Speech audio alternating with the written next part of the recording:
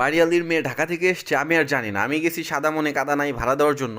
দরজাটা খুলছে, আমি আন্টি ভেবে বলছি, আন্টি এ মাসে ভাড়াটা রাখেন। তো তাকায় দেখি আন্টির মেয়ে বলতেছে, আপনার এত বড় সাহস, আমাকে কোন দিক থেকে আপনাকে আন্টি মনে হয়? আর আপনি কে? কয়তলায় থাকেন? বললাম, আমি তো আসলে 3 তলায় থাকি। আসলে আমি আপনাকে চিনতে পারি নাই। বলতেছে, আমি আপনার বিষয়টা দেখতেছি। আমি এই মাসে আপনাকে বাড়ি ছাড়ার নোটিশ দেওয়ার ব্যবস্থা করতেছি, আব্বার সাথে কথা বলতেছি। বললাম, আসলে হয়েছে কি, আমি তো প্রত্যেক মাসে আন্টিকেই ভাড়া দেই। আমি ভাবছিলাম যে আন্টি মনে হয়, আমি এই জন্যই আমি সরি। দরজা আটকে দিছে মুখের উপরে। এখন এই শীতের মধ্যে যদি বাসা ছাড়তে হয়, এমনিতেই ব্যাচেলারদের বাসা ভাড়া দিতে চায় না, কই যাবো।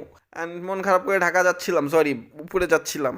তো দুপুরবেলা ভাবলাম যে একটু সামনাসামনি দেখা হলে সরি বলবো এবং বিষয়টাকে ক্লিয়ার করে খুলে বলবো। তো আসছে, আমি বললাম যে দেখেন, আমি আসলে আন্টি ভেবে আপনাকে আন্টি বলে ফেলছি। আই এম এক্সট্রিমলি সরি, আমি ইন্টেনশনালি কিছু বলি নাই। বলছে, ঠিক আছে, প্রবলেম নাই। আপনি একটা কাজ করতে পারেন, আমার বয়ফ্রেন্ডের সাথে